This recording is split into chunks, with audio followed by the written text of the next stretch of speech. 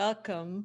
Ah, Yeah, to this Plume feature on this very historic day. it has been. I have to tell you, I do a little dance every time somebody says a more perfect union. I'm like, my book title.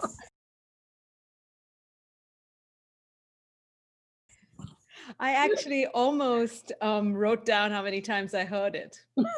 I know it's come up a lot. It really did. It really did. It was just fabulous to see. Um, yeah, it uttered so many times in so many wonderful contexts. Yeah, yeah. And I told Hayes, I just feel a lightness today. I don't feel as if my government is actively working against me, um, which says a lot. Like to have to operate every day for 4 years like that. And then I thought, oh, doom scrolling should be done, right? We won't have to doom scroll anymore. Very true, very true. I felt that way as well. Over the last couple of months, yeah, my husband and I hitched our fortunes to sort of DC politics. I feel like when we got married the weekend of a presidential election in 2008, and we have two anniversaries. You know, the one where you go and sign at the courthouse, and our other anniversary is actually MLK Day, but it kind of overlaps with inauguration. It's the 19th, so it was Right. yesterday in the middle of these two historic days. So feels like an important, very important time. Yeah, I can see what you mean. You are kind of like in the periphery, just kind of in the circulation, the orbit of politics by having those two dates, the dates that you have to memorize. Like memorialize. There we go. So yeah. That's true. Yeah.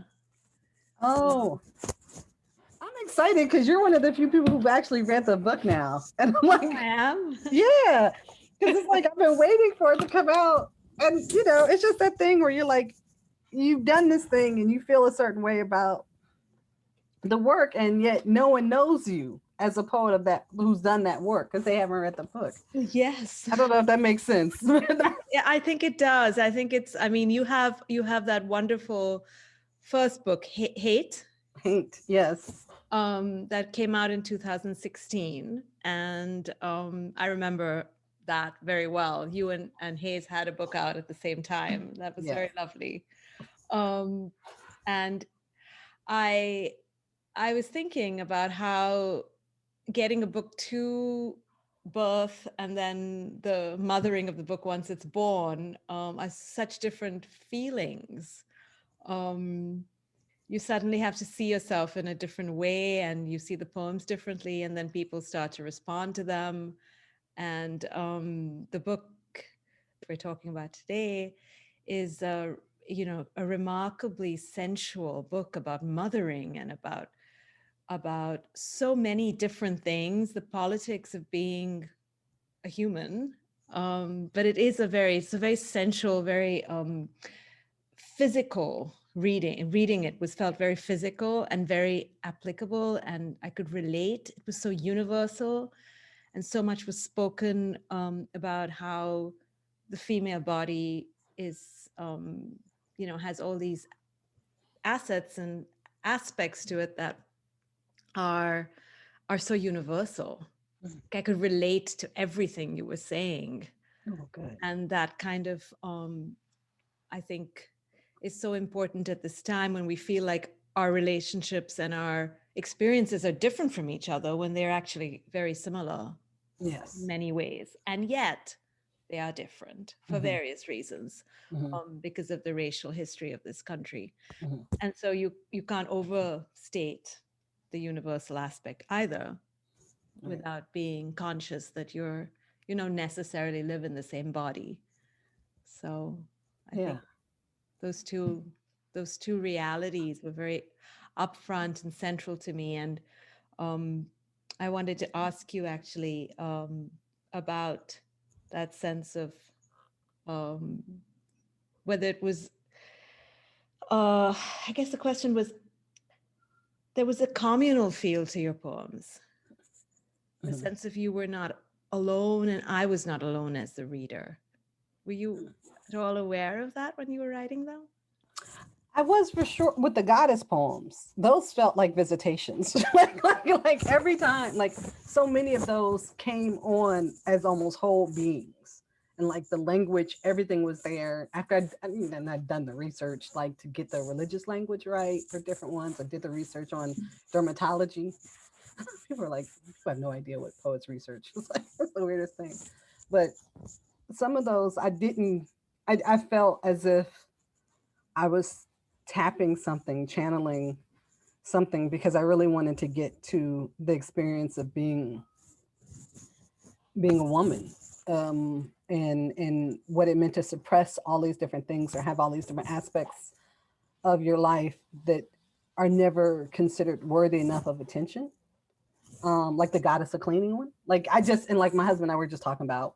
He cleaned the back of the sink and he was like, "Look, I had to get the toothbrush to get in there." And I was like, "See, that's why I wrote that line because sometimes you need a toothbrush to get really in there and get the dirt out. And like that's something you only know if you really clean. Like if you do a quasi cleaning job, you don't know anything about that toothbrush. But I if always you have, I saved the toothbrushes for that purpose. exactly. Those old toothbrushes come in handy. And so, yeah, I wanted to lift up those experiences that we have had. And some of them are tied into our gender, some of them are tied into race, some of them are tied into identity. But I feel like poetry is the thing that exalts something, it puts it on the pedestal and tells you it's worthy of attention, it's worthy of reflection, of meditation. And there are aspects of our everyday lives that are worthy of that kind of attention. Um, and that we just don't talk about. And then it's in those funny ways that those things do become universal, right? Because anybody who's ever cleaned, regardless of where they live, if they have access to an old toothbrush and they have tiles, they know what I'm talking about.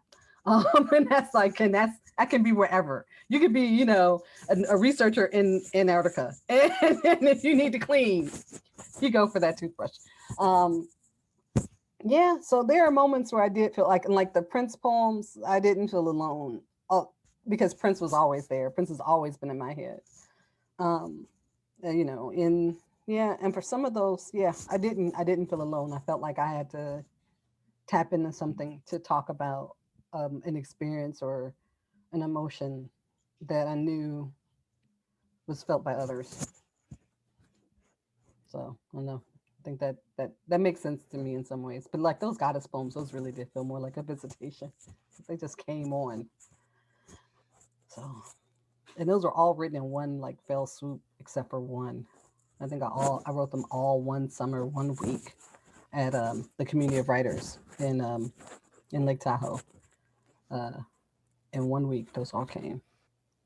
I was struck by how many layers, and I was wondering about the religion behind some of them, actually. If you wanted to talk a little bit about what, what inspired how, you know, Oh yeah, oh yeah. religious ideas.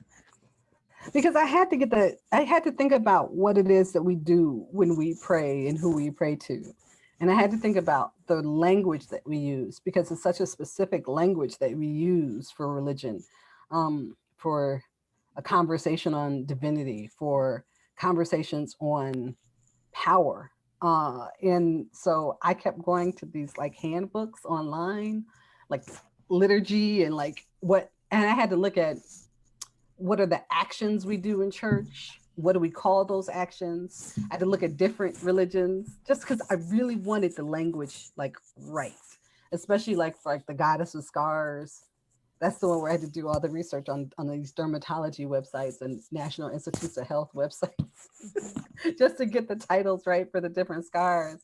But then once I got the language for the religion, I could also tap into the fact that I grew up in the Baptist church, and my grandmother actually taught me to do the morning announcements for the church. And that's where I actually got my first, like, for real speaking Mhm. engagements and, like, Mhm. opportunities to speak in front of a large audience.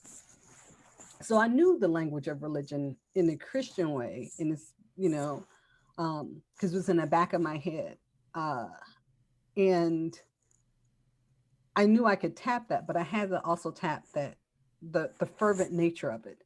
And that's what I wanted to really get into. Like when you get to the idea of a goddess and like praying to a goddess or how a goddess would respond to us, she would know that language. She would know the ardor of your love in a religious sense.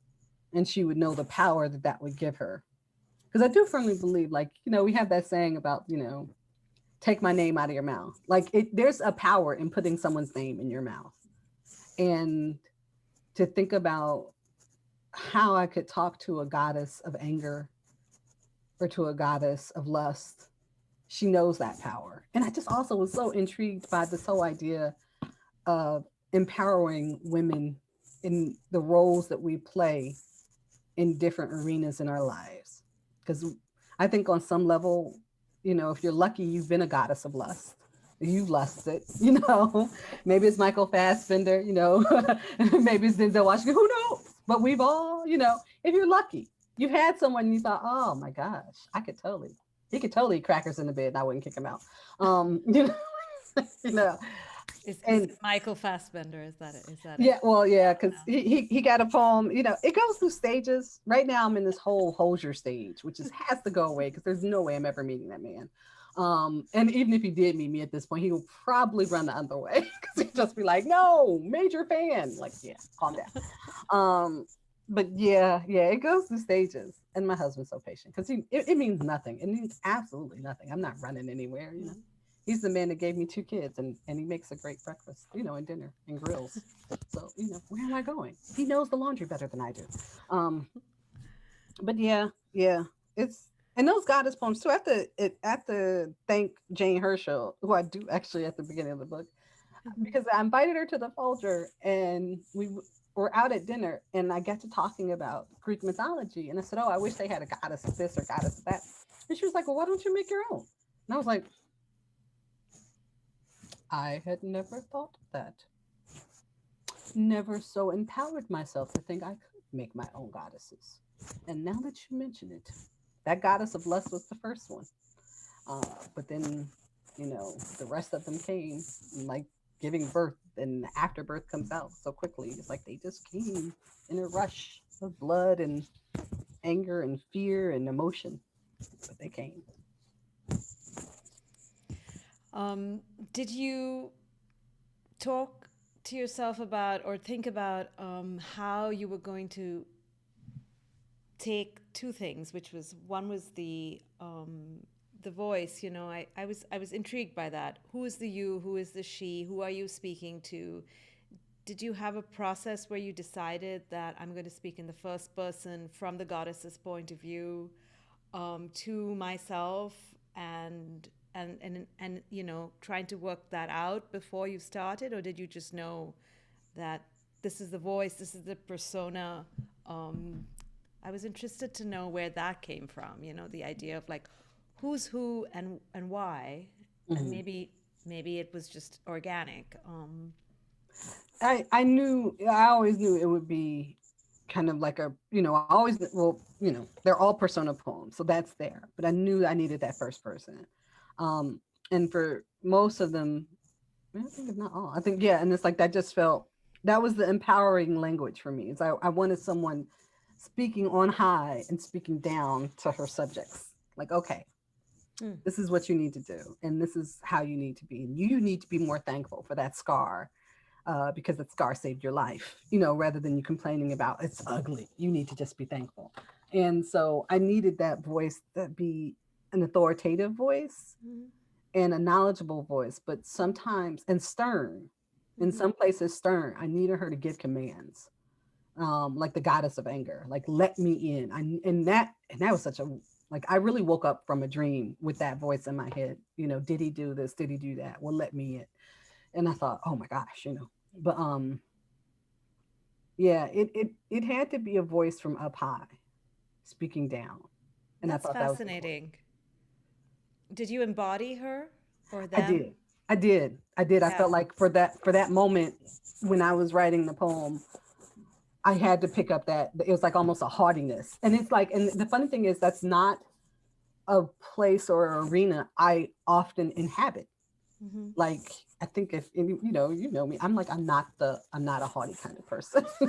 I'm like, I'm playing on the floor, with Legos and watching, like cartoons with my son. That's more me. Um, but I craved power for those poems. And I think I craved power because I don't often have it. Mm-hmm. And it felt like such a beautiful place to be in. Oh my gosh, I'm trying, like, tearing up when I really think about this. It just felt like a beautiful place to inhabit, to feel so forward and so Mm-hmm. full and so acknowledged, Mm-hmm. right? And that's the voice I wanted. And unapologetic in that, Yeah. not sort of questioning that. And I think in some ways this historic moment is speaks to that. This historic moment today, January 20th, 2021, speaks to that moment when the idea that as a woman you can be empowered and ambitious and speak up and and inhabit the power in a way that that also involves mercy, but mercy that starts with oneself, to look at Mm. the scars, to accept the beauty of the body as it changes, as it becomes like. I know that I want my daughters to read your book because I would like them to see how you're embracing the language of the body without any sense of shame, any sense of loss. Um, that's that's taking away. If there is loss, it's not something that's lost; it's something that's gained, in a sense. And the idea that you're doing it with voices that echo back to a very long sort of multi-human history is also useful, because those different echoes are again universal in many ways. The idea of the goddess, no matter where you come from, and that empowering. It's wonderfully done. Um, Thank you. yeah, yeah. And that means so much to me that you said you want your daughters to read this. That's great. I'm like, that makes me so happy. Because when we're young, we're so squeamish about the topics, some of the topics of our body, Yeah. and and so um, yeah. And I actually was thinking about that idea of the history, and going back to the Baptist roots and going back to other religious roots, to embody and personify. That is not only Greek and Roman, because there are many poems that many people have written about personifying the female, the goddesses from Greek and Roman mythology. But Amanda Gorman today in her poem was talking about stepping back into history, Yes. and I found that the most powerful part of her reading, or her speaking. The the sense of history, and I did not give you forewarning on this, but you can take your time and pull it up. But I was especially moved by your poem 3939 Strand Hill Road, Yeah. and Cleveland, Ohio. Mm-hmm. And I'd love you to read that poem, if you would like to, in the course of of this chat. And I was thinking about how, when we revisit history, how difficult it is to go back, Hmm. and yet we have to sometimes go back, or we want to sometimes go back. And in this whole conversation about race and reconciliation, and how we have to return and stand in our history, Mm. um, I found echoes of that in the everyday poem that you wrote, Mm. because that poem is about the everyday, and yet again you can elevate it to anyone's sense of loss, of trying to return to the place where we where we grew up, and how usually the image that comes to mind is that you go back and you're too big and it's too small. It doesn't really hold you Yeah. in the same way that you thought it was a big room, but it isn't anymore. History shrinks in a way, and you grow, and there's this inability to fully inhabit the past. Right. It's so true. Because I was so, in that poem, and I will read it, I'm pulling it up now, but Yeah, like taking my husband back to my room, and it just, all those oversized emotions I felt in that room, yeah, all the things that seemed like they were so big and so glaring and just weighing so heavy on my small shoulders, I lived through it and I got bigger from it and it became smaller and I was past it. And you're right, because it's that's the whole size thing comes into mind. But it was also like, and I've been thinking so much about this lately because I've had a lot of losses in the last like 2 years of family members. And in one case, in November, it was like kind of 2 weeks back to back, I lost people on both sides of my family. Went to like two Zoom funerals. And it just, it made me realize that hold that seems like it's so long, so hard, so tight that that the past has on us. As we begin to grow, it's lessons, and we lose these people who kept us connected to a certain history. And I've lost so many people um, in the last 2 years that I think about that past a lot, and I think about I can never go back to those feelings. And that's the thing that always, and I'm like, I know it's such a simple thing, but I feel it in my gut, in my stomach, this pull, this magnet to go back to that feeling. And I can't get back to it. I can't fully access it or inhabit it anymore. I've learned too much. I've gotten too big. And, but yet I want that feeling back so badly of just having the world not be this horribly disgusting place that prohibits me from being everything to this tiny nucleus where I could be anything and my time is my time. And I just so there's always this push and pull with the past and the present to me. um and there's always this nostalgia that is so bittersweet. uh and I find myself just kind of ruminating in that nostalgia lately, but not just for nostalgia's sake, but ruminating in the cocoon that sometimes a loving family can create for you, and just what it's like to break out and fly away, and what happens, and who you lose, and as you move forward. So yeah, 3939 Strand Hill, that was such a, I knew I was going to write about that. I knew that it shook me in ways I couldn't let go, which normally means it's going to be a poem. You know, so that's what that is. I am pulling it up now. Let's see. I always have to look through it. So I was hoping to have the book in hand, but I think they're sending it to me in the next week. I was hoping to have it as well. I actually went to the door to see if it had come, because I was dying to have, because they were sending it to me as well, and Mm. it's beautiful in the PDF version as well. Oh, well, thank you. I, you know, it's the second baby. You're just like, oh, where's the baby at? Everybody else going, where's the baby? Where's the baby? That's all I want. Let me think, where is it? 14.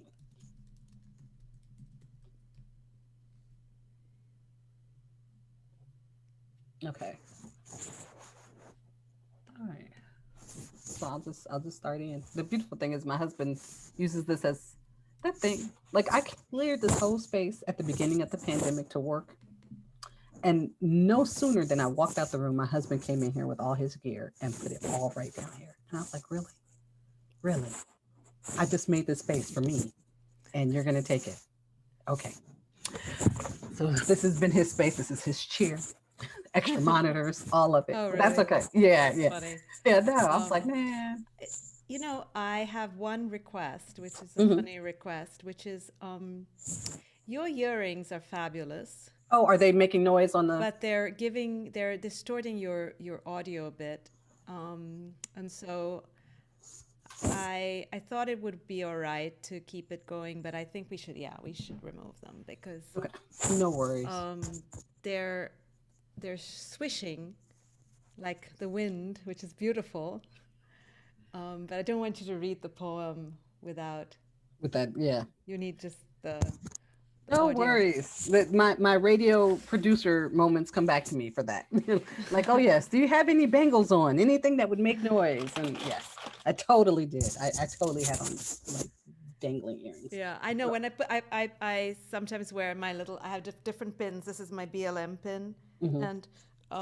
and I was like, oh, when I move, I can hear it slightly, but then I said I won't move. I'll just keep it You said I'll just be really still, on. I'll be really very still.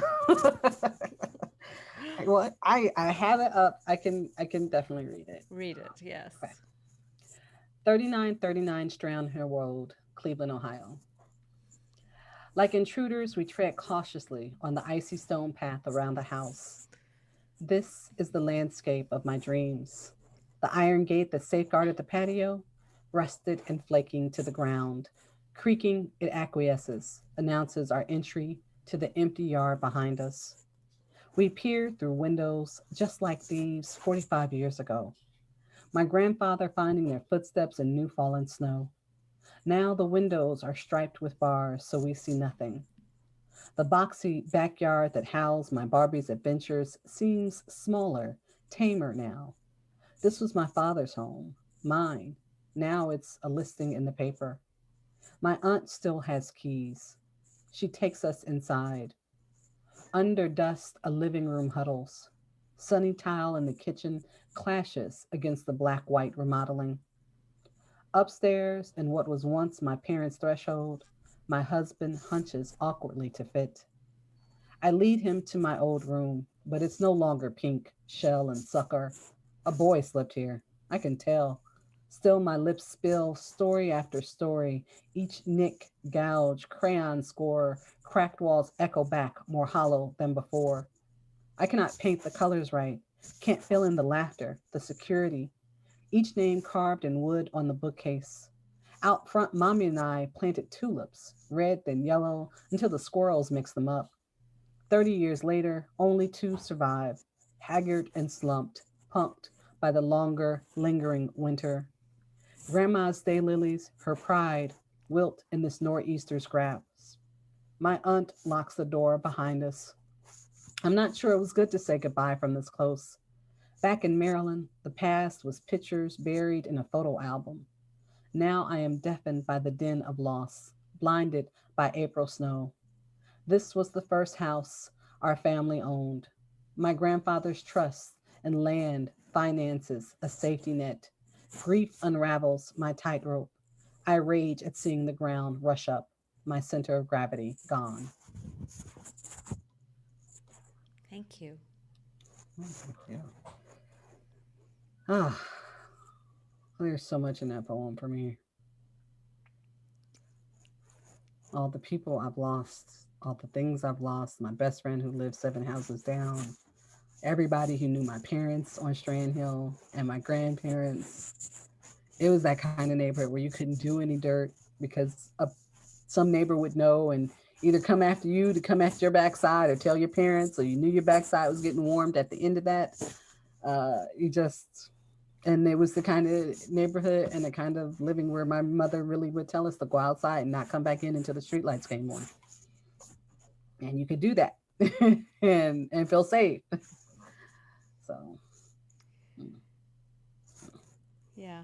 Um, I grew up in a pretty safe, wonderful neighborhood in Bombay, and I spend, especially during COVID, I've spent a lot of time missing so much um, everyone, everyone who's gone, everyone who's still there, the fact that I'm not there.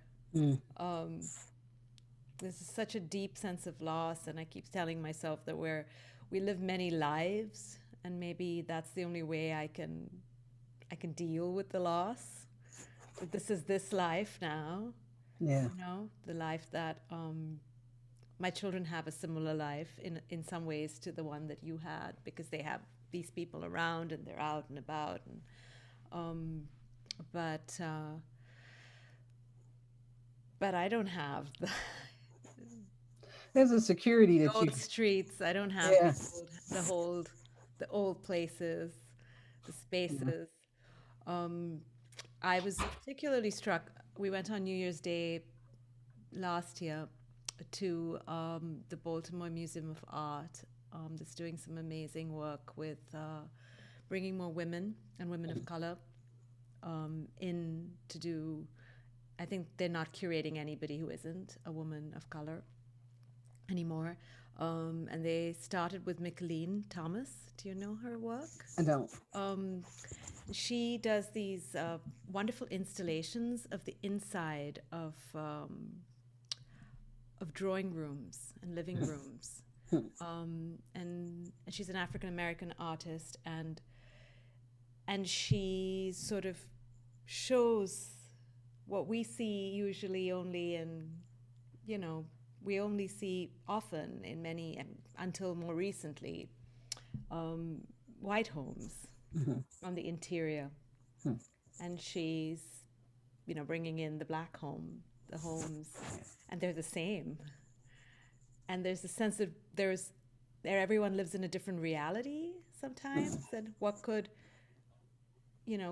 my home in the 70s looks a lot similar, and there's all these influences, textiles, photographs, patterns, but many of us sort of put up on a pedestal certain artists, certain people.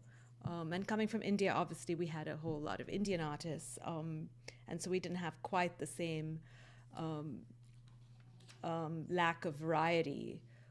But that idea of the hearth, the everyday, the ordinariness, and the universal aspects of the interior, um, and the idea of recreating it for a museum and putting it on display really brings home how important it was. It's kind of prescient, that exhibition.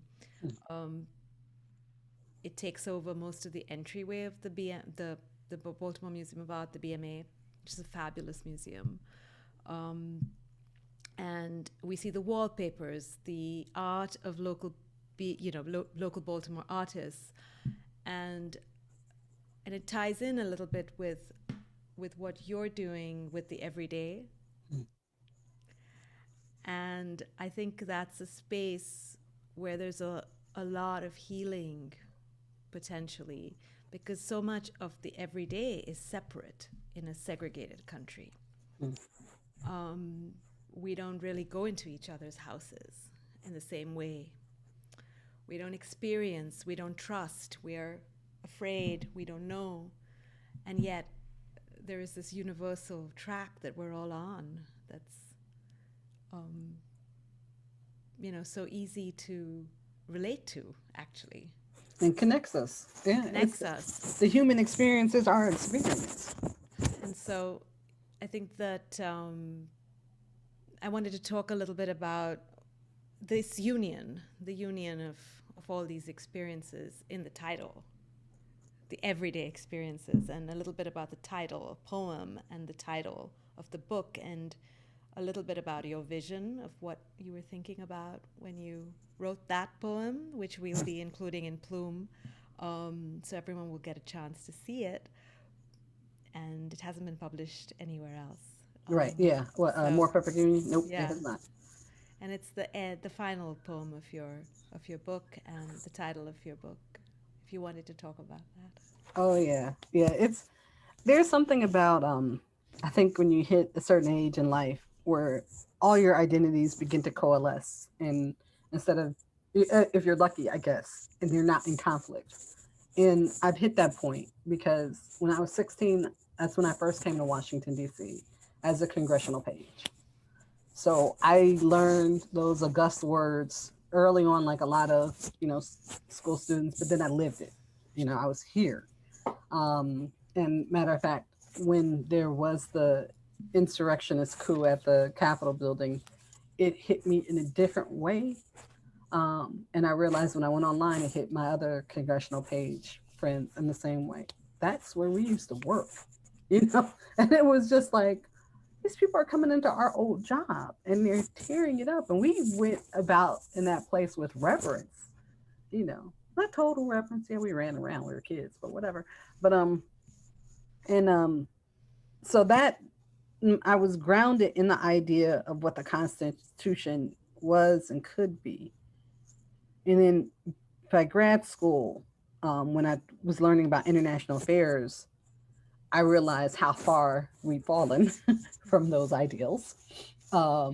And I had to come to a new way of loving America that loved its faults and loved its lofty ideals, but recognized how far it had fallen and how much work needed to be done. And then, even working on the Hill when I came here in '98 for the congressman I used to page for.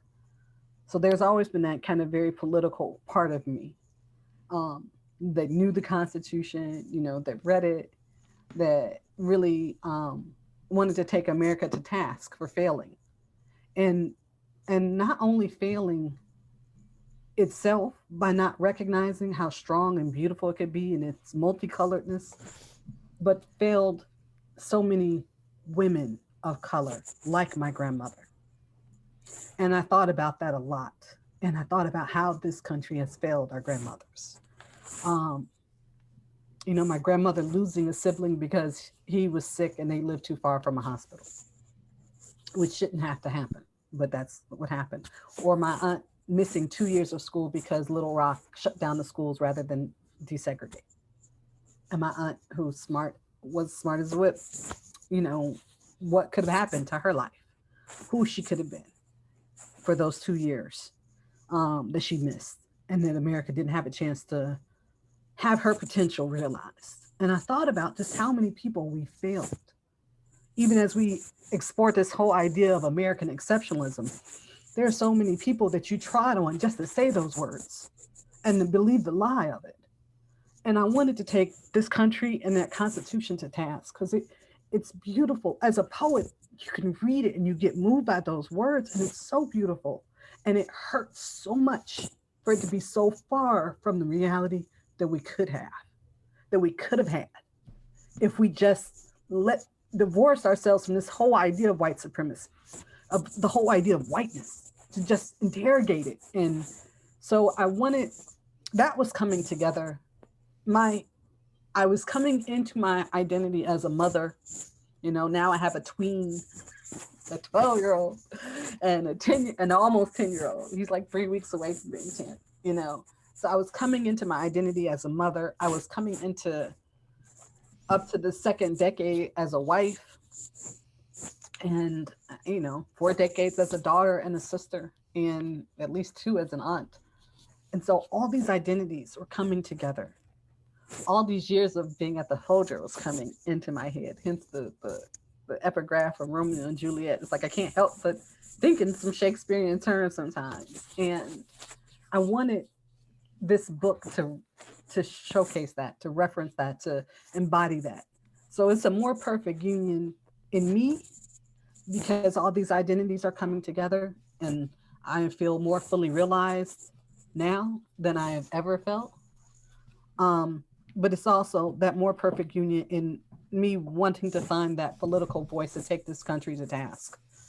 Just do better. Just do better, America. Now that I'm a parent, I know what it means to raise a person, you know, and this country needs to be raised more. It needed help. And I know what it means to see something going astray or off track and having that internal desire, that paternal like energy to pull it off and put it back on track. Like you can be a better kid if you stop doing this thing. You know, don't tease your brother. No body shaming in this house. Don't do that. Don't do. And I could see it all, and it felt like all of a sudden I had this clarity, and I really wanted it to come forward.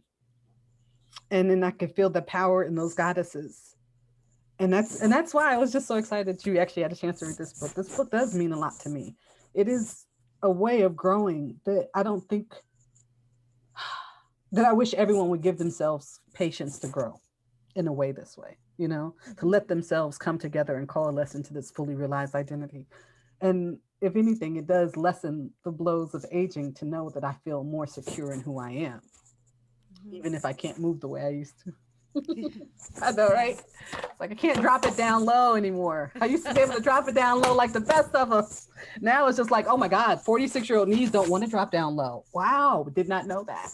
Um, but Yeah, when you said wisdom, yeah, that was the takeaway. It was wisdom. I said the first thing I wrote down when I was writing my notes on your book was wisdom. hmm, Uh, I'm glad.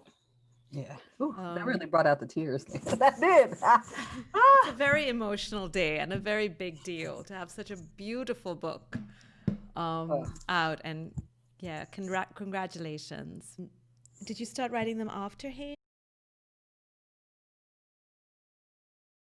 or are some of them from before? And um, Yeah, mostly after Hate. I don't think that there's anything in here that was in or could have been in Hate. Everything came after. mhm, Um, you know, a lot of it, like I think one of the earliest ones was Knucklehead. That was I wrote that in like 2016, 2017. Um, and then that was like the beginning, and then Crescendo came after that, and like Thank You Jesus, and then all of a sudden all these other poems came together, and the goddesses being the last ones to really pull together. Um, and even like I remember what the poem that became A More Perfect Union. I woke up at 3:30 in the morning to write because I woke up. I just finished teaching June Jordan a poem about my rights to my Shakespeare Sisters class, and I read it to them, and I cried as I read it because it's just I couldn't help it, because I feel like that poem just goes inside you and pulls you out, and it was a really powerful moment in class. And I came home and I was like emotionally agitated, and so I was asleep, but then I woke up and I started thinking and I started crying and I started thinking and I was like, and I was up for like a good 15 minutes and I was like, okay, apparently you just need to get up and write because this is yeah, not going to go away. yeah, And obviously June Jordan brought it out, so let's go for it. Um, but yeah, I these poems, they stitched themselves together in those years, and a lot of them in the last like 2 years.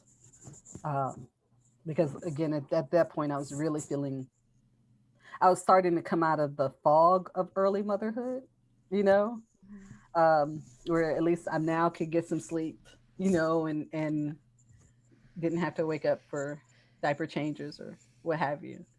Um, so I was starting to fall back into myself as well as walk forward into this new reality of me having to take care of like actual human beings, um, who need guidance. So yeah, it's only in the last 2 years the rest of that came together. yeah. And the title, you knew the title would be not a goddess title, but this would be the title. It took a while. I think the first at a couple iterations, and I would share them with like a few friends, and they'd be like, "Yeah, that's okay. That's okay for a title." I was like, "That's not the response I'm looking for. I'm looking for something else. I'm looking for like pizzazz and like it grabs you." And so it took a while, Yeah. but then when I got to A More Perfect Union as a poem, and when I figured out that was going to be the title of that poem, that's when I realized that was the title of the book, and that yeah, it was speaking to these other elements. So yeah, Yeah, once I got there, and the cover. oh Can my you talk gosh, about the cover? The that cover cover, is so glorious. that cover is a story. That cover There is is a a serious. story. Oh, There, great. I want there, to know the story. there's a serious story behind that cover. I talked to some really great people who are good with covers. And I said, I'm looking for something that shows the black female body in a way where it's not overtly sexual, but it's sensual, and it's powerful, and it's been around. It's a body that's not like a new little young thing body, Like I didn't want a little young whippersnapper. I wanted a body of an older woman. It's like I want like stretch marks. I want a body that's given birth, and And then I said I wanted something with the flag, but I didn't want it to be patriotic. It's like it's not a patriotic book. I'm taking in so many ways. It's a funny thing. I should take that back. It is the most patriotic book because you only criticize that which you love. If I did not give anything about this country, I wouldn't criticize it. If I didn't care about it, I wouldn't criticize it. But I criticize it because, like a mama who knows, I know you have something better in you. I know you were a good person. You just need to get to that. And that's what I want to say to America. It's like I know you, and I know you're better than this, but you've never really tried. You need to really try now. Um, so yeah, that cover, once I couldn't find something that was everything I found was really patriotic. Imagine like sprinters covering themselves in the flag after they Yeah. win the Olympic medal. I was like, that's not where I'm going for. I'm not going for that look. And then finally I was like, okay, what if I what if I did it myself? Like what if I like did this thing and like found somebody to model it, and I was like, who can I get to model it, and who has the I want this and I want the curve and I want this. So fine, I was like, fine, I'm just gonna do it myself. And then I called my mom, and she was like, "Oh, have this flag. I have a flag." And the sad thing is, isn't that even that's almost symbolic? Both of my parents had flags from their fathers being in war. Okay, and both of those fathers are now gone. I got my maternal grandfather's flag, and my maternal grandfather, who I met only twice in my life because my grandmother left him because he was abusive. And so I had his flag on my naked body on President's Day weekend, taking that photo with three other black women in the room. And it was a moment where it's a weird thing to be wrapped up in a flag. It's a weird thing to be wrapped up in a flag naked. It was like symbolism upon symbolism. And then on President's Day weekend, I had a lot of feelings. And it was like, okay. And then part of it too was in so many ways a bit of a celebration because at that point I knew the book had won the Ohio State Award and I knew it was coming out, which is a different thing for like making a cut. Like I knew for real it was coming out. And so I just did the thing that I felt in my heart I had to do. And I created the image I really wanted to create. Now there's a part of me that's always like, oh my God, Teri, that is you. Like I don't know if I should tell people that's me. Like that's weird. Like it's a weird thing where but it's like writing a poem and then reading it in public. Like sometimes you write these poems that you don't think, oh, I'm actually gonna have to read that in public one day. But you write it to get it out, right? Because you can't hold it in any longer.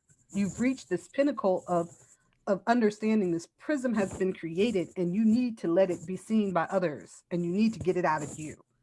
And that's what that was. I had to get that cover. That was the cover I wanted to say that I'm a black woman who's been in bed with America from the beginning, and I'm tired. I'm tired of the mess they're feeding me, and I'm ready for the country I should have gotten a long time ago. I'm ready for the country that should be here. Um, and it's funny to have this conversation on this stage of seeing Kamala Harris be Hmm. sworn in and crying Yeah. and just saying, second gentleman, because I like that term. Second gentleman. We're gonna have a first gentleman one of these days. That's gonna be awesome too. Uh, it just it's something about putting. I guess it's something about literally putting your body on the line to create the world you want to create. And that was the image I wanted. I wanted a black body that had given birth to children, that had said, "I'm tired of this. Enough of this. I know better, and I know you know better. So let's do this." Yeah. Yeah, that's fantastic. I love that story. I thought it might be you. I wasn't sure. I assumed it was. And in some ways, it made it really personal, um, because I know you, um, and it also made the flag very personal and very beautiful. And especially talking to you about it now, the idea that you're you're giving more value in some ways to the flag, because we do wrap it around us at times of at patriotic moments. We wrap it around us, or fallen soldiers are wrapped in it, and I think the meaning is even greater that it was your maternal grandfather's flag.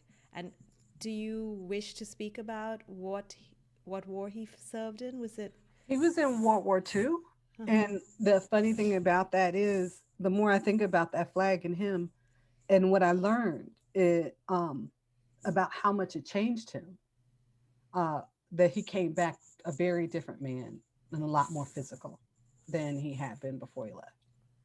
And that to think that that flag belongs to him too, and that this country belongs to him, and he belongs to this country, and this country has had an appetite for black bodies for since its birth. And to think about how his brokenness is part of what makes him American too. Yeah. That this country broke him and used him, and by no means does that absolve his behavior and him putting hands on my grandmother, but it gives it context to think that this is a country that has an appetite for bodies in this way, and this is a country that broke him, and here I am trying to pull it all back together. So Yeah. yeah. Oh, you do it. You do a wonderful job with that, and speaking to it. And I think the cover brings a gravitas and a playfulness, both. And it puts out so many questions. It's ripe for debate. And I love the way that you're owning the story and bringing it to us in a powerful way, in your owning of it, in a goddess way. You're not apologetic about it. And I think that it's hard to, my own experience of writing and publishing recently, um, I often feel a hesitation, um, and and I think that it's inspiring to see that unapologetic owning, and it's really important again for young writers of poetry and young people to be having these discussions. And I do feel one thing about like school today is that they are able to have these conversations. The tweens, the young people, they're they're engaging with their bodies in ways, not always with their parents, of course, but with one Right. another. I'm noticing that's one of the nicer things about social media Mm. and about the conversations that are occurring online is that I'm able to see conversations about um, the changing female body when you reach 12 or 13, and and owning it and taking words that we didn't really speak aloud, like period, Mm-hmm. and talking about it Yeah. with other women and and other words too, that are, you know, that seem outside of our control, taking them back and taking control of them. Yes. Yes. 'Cause I am all Um, about that. so, have your children read any of the poems? Mm, some. I have to think. I think they've read one or two, but they haven't. And like one of my kids picked up Paint, and they're like, "Oh, I'm going to read this." And I was like, "Oh no, you're not." I had to think about that. I was like, "Oh my gosh, I don't think y'all are ready to read mommy's work." There are some poems you can read, um, but the funny thing is, they know that they have poems about them in here, Oh, they do. and there's some sibling rivalry on that one. Oh, really? Yes, yes. I was like, really? He was like, "Well, when am I gonna get a poem?" I was like, "Baby, really? You have like a 3 page poem in here. Your brother has like three. It works out." Like, so that's what I have to do. I have to figure out, is that's all they really care about. As long as they have one more poem than the other kid.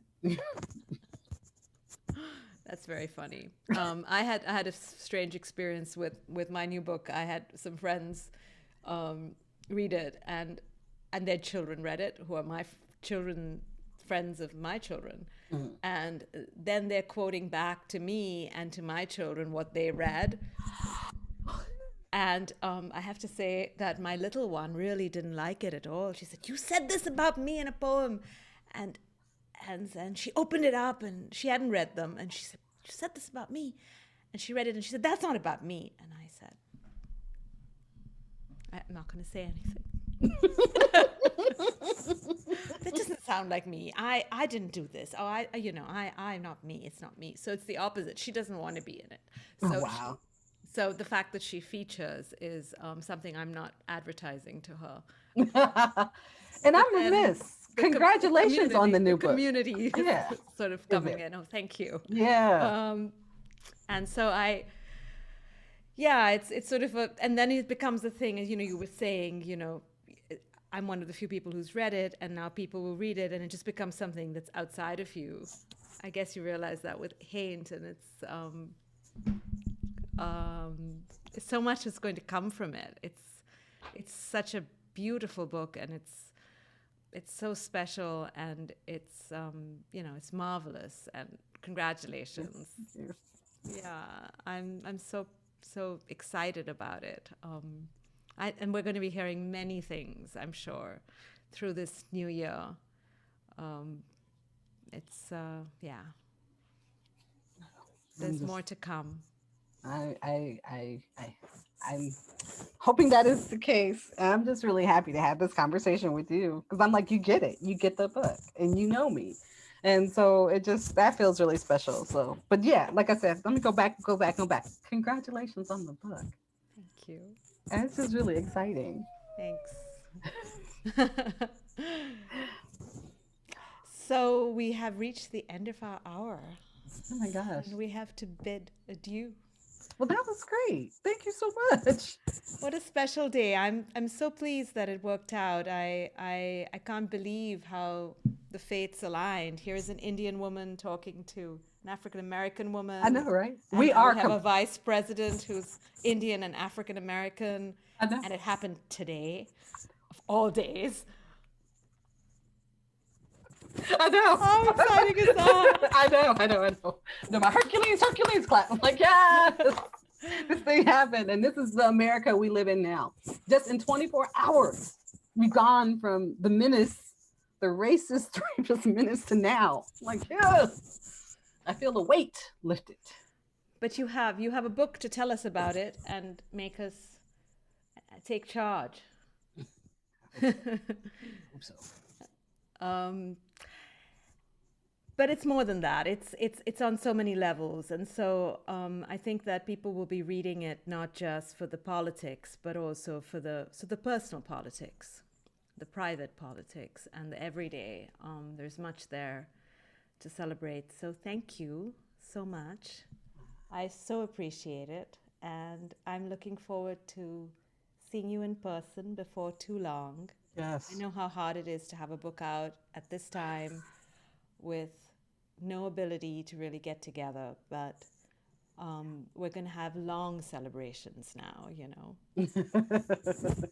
so that we can very soon raise a toast in person. I love that idea. I love it. I love to hear the raising a toast in person sometime in 2021. I was just looking at the whole layout for the who gets the shot, and I'm way down on that list, but eventually what happens and how it will be safe to go out. Uh, well, thank you again. This has been so great. And I just also have to say thanks just the love that Saeed is getting. It's like that was great too. It's like, yay, 'cause her work is great. I love her. She's awesome. But this has been really special. I really, really appreciate this. It's my pleasure to see you. It's really wonderful. Thank you. Thanks very much. Thank you. Talk soon. All right. Have a Bye. good rest of your day. Bye.